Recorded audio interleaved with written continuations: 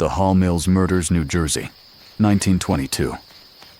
The night was heavy with late summer warmth, the kind that makes the air sit thick and low over the fields of New Brunswick, New Jersey.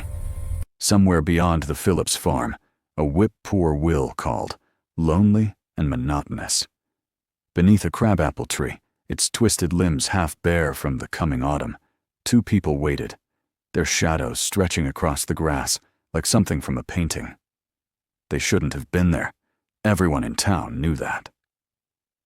He was the Reverend Edward Hall, rector of the Church of St. John the Evangelist, a man of standing, with a pleasant face and steady voice that made parishioners feel safe. She was Eleanor Mills, a choir singer, wife to the church sexton, and a woman who loved words, music, and the quiet flattery of being seen.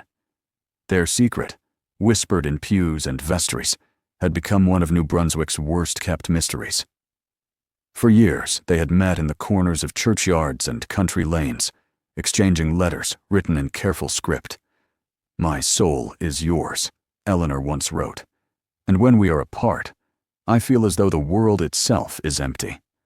Hall kept her letters pressed inside hymnals and coat pockets love confessions tucked between the pages of scripture.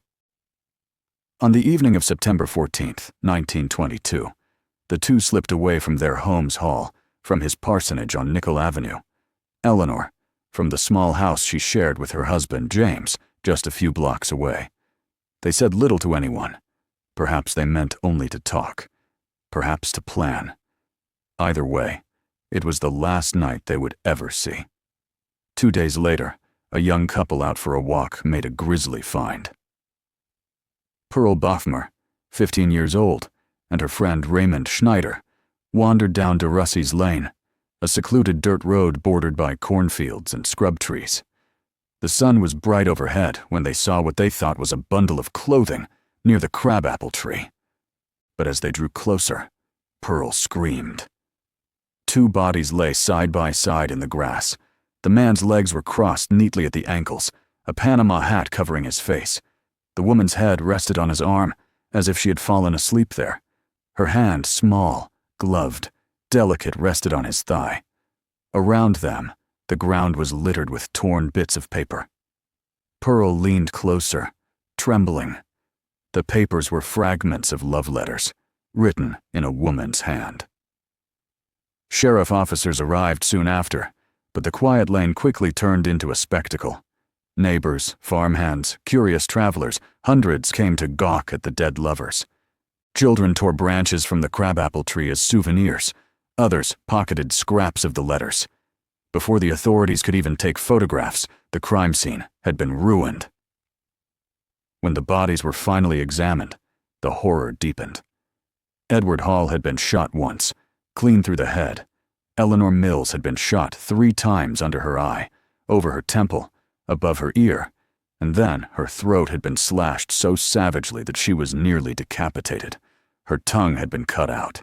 Someone, it seemed, wanted to silence her. Forever.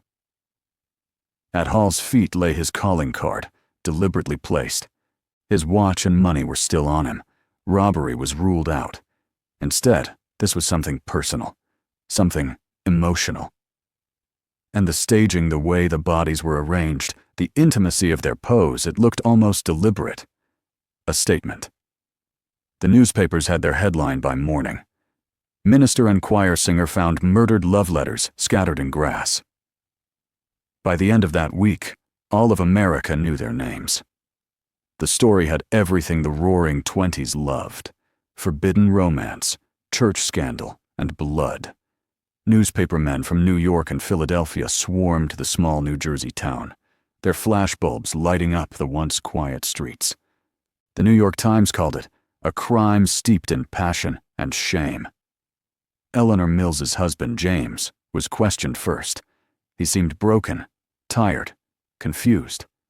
He said he'd gone to bed early on the night of the murder and found his wife missing by dawn. His answers were hesitant, but there was no evidence against him. No blood, no weapon, no motive strong enough to match such savagery. Attention turned elsewhere. The townspeople whispered about Mrs. Frances Hall, the minister's wife. She was older than her husband, wealthy and stern. She came from the Stevens family, one of New Brunswick's most powerful. Frances was known for her composure, her silk dresses, and her sharp, assessing eyes. She rarely smiled. She knew, some said. She always knew. Rumors painted a scene of confrontation. Frances discovering her husband's affair, confronting him in a jealous rage. Her brothers Henry and William "Willie" Stevens, fiercely protective of their sister's reputation, stepping in. A gun. A moment of fury. 2 shots. Then silence. It was only gossip, but in 1922, gossip was more potent than truth. Then came a witness. Her name was Jane Gibson, though everyone called her the Pig Woman. She lived on a nearby farm and kept pigs that rooted through the same fields where the bodies had been found. Jane told investigators that on the night of September 14th, her dog began barking near 10 o'clock. Grabbing a lantern, she rode her mule toward the noise. Across the field, she said, she saw 4 figures under the crabapple tree, 2 men and 2 women. She heard a woman cry out, "Don't!" followed by gunshots. "I saw them dragging something," she later said. "Then I heard a woman screaming." At first, her statement was vague. Then, as newspapers published more details, Jane's story grew. She added voices, names, even dialogue. She claimed to have heard one of the women shout, "Henry!" before the gun fired. The press turned her into a national sensation. She was dramatic, poor, and rough around the edges, the perfect witness for a scandalous story. But to police, she was unpredictable, inconsistent, and possibly unwell. Her account was both compelling and unreliable. Still, she was all they had. By the time the authorities pieced the timeline together, nearly everything that could go wrong had. The crime scene was trampled, evidence destroyed, and jurisdiction disputes between Middlesex and Somerset County Police meant vital days were wasted. The bullet casings were gone. Footprints had been erased. Even the love letters, those fragile pieces of proof, had been handled by too many hands to trace. When questioned, Frances Hall denied everything.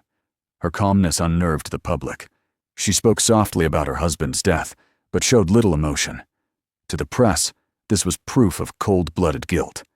To her defenders, it was the dignity of a wronged wife. "Mrs. Hall," one reporter wrote, "speaks as though she is reciting a sermon. She shows neither grief nor rage, only composure, a mask perhaps more terrible than tears." But there were gaps in the case. No weapon. No witness who could place the Stevens brothers at the scene. No motive beyond jealousy. And yet, that jealousy that wounded pride was enough for the world to believe she could have done it.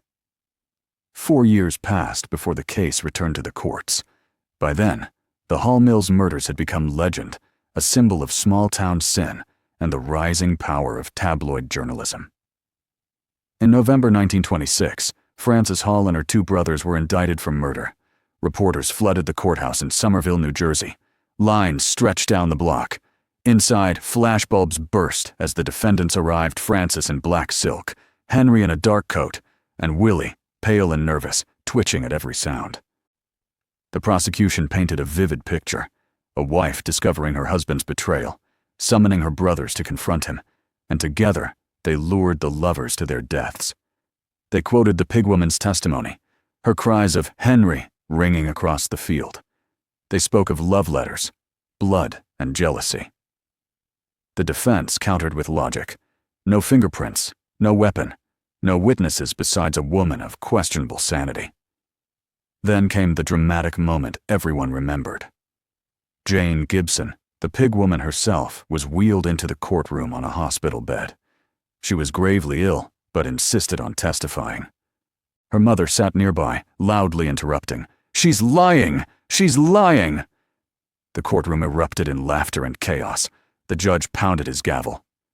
Jane pointed a trembling hand toward Frances Hall. "That's her," she said. "That's the woman I saw." But the damage was done. The scene had turned almost farcical. Newspapers mocked her testimony. The jury shifted uneasily. After weeks of trial and national obsession, the verdict came quickly. Not guilty. Frances Hall and her brothers walked free. Outside, cameras flashed as she stood on the courthouse steps. "My conscience is clear," she said, her voice cool and measured. "May God forgive those who have wronged us. No one ever stood trial for the murders again."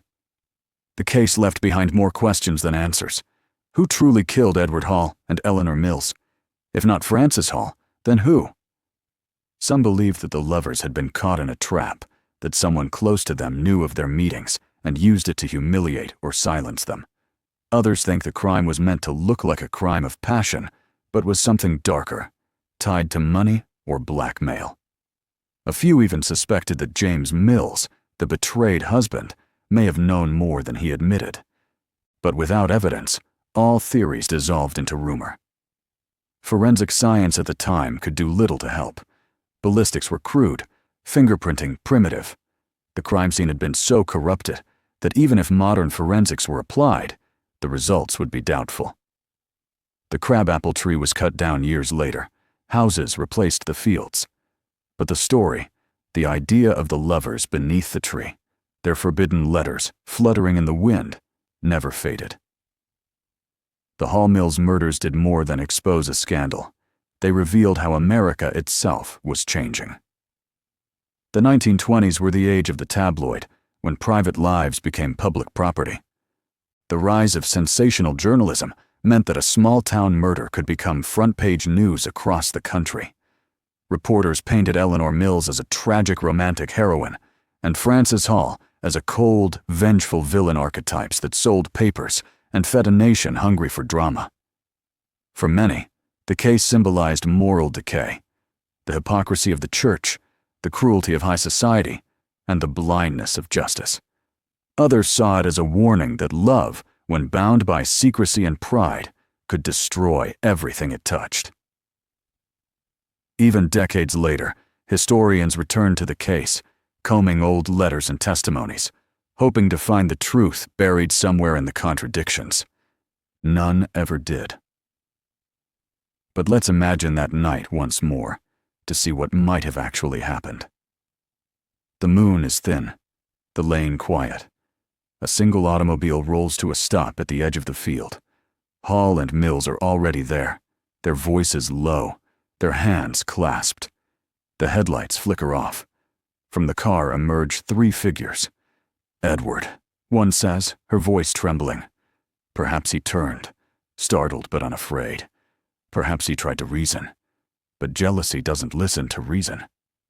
The gun flashes. Eleanor screams. And when it's done, when the last sound fades, someone arranges the bodies beneath the crabapple tree.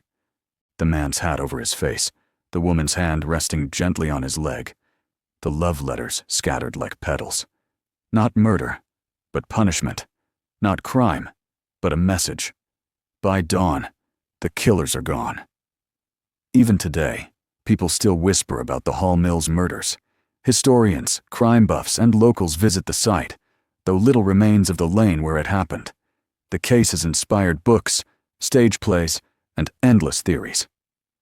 Some say Frances Hall spent her final years secluded and quiet, haunted by what she might have known. Others claim she was seen at her husband's grave every anniversary, laying flowers in silence. Eleanor Mills's grave, simpler and humbler, sits nearby. Her tombstone bears only her name and the date of her death, but visitors still leave apples small, red, imperfect in memory of the woman who sang in the church choir and died for forbidden love beneath a tree.